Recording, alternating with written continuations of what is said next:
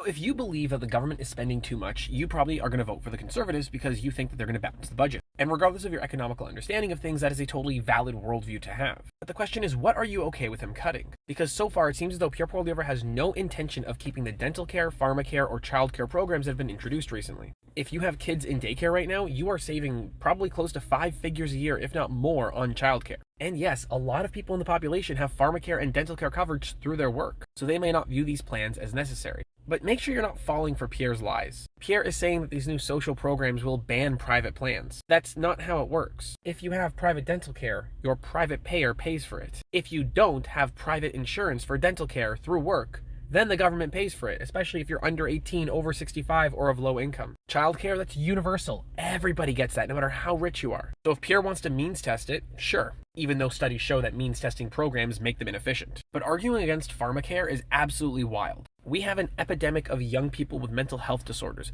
We have an epidemic, a gray tsunami of old people who are going to be leaving the workforce, losing their insurance, and they are going to need to stay alive. So fighting against a universal pharmacare program is basically saying that you don't care about young people and you don't care about old people. I think one of the scariest parts of this is that there are going to be people who vote for Pierre thinking that it's going to make things better, and Pierre's policies are going to make their lives worse, and they're not going to know why. Because they're going to think, well, I didn't want this. I didn't know that he was going to do this. That's the problem with being a low information voter. If you want to be a high information voter, hit the like and follow buttons.